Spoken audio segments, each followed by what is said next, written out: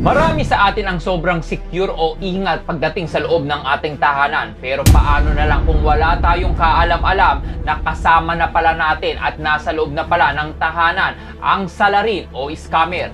Panoorin mo ang video na ito kung papaano sumalisi ang isang kasambahay sa bag ng kanyang amo. Bye-bye, Anya! Bye-bye!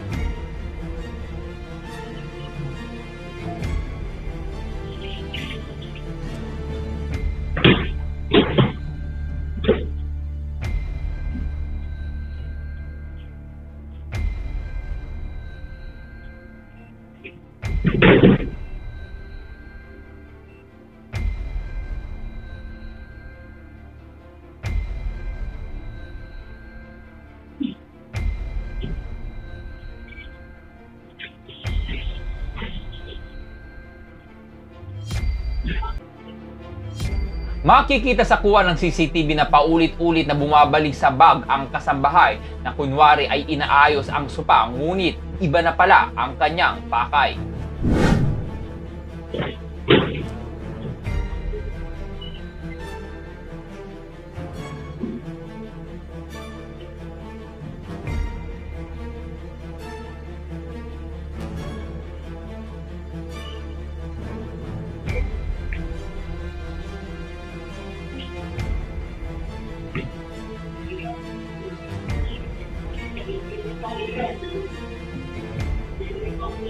Dahil sa video na ito ay naglabasa na rin ang dating amo ng kasambahay na ito at ipinosin ang pagnanakaw na ginawa rin sa kanila at pinapayuan na mag-ingat din ang ibang mga naghahanap ng kasambahay sa taong ito.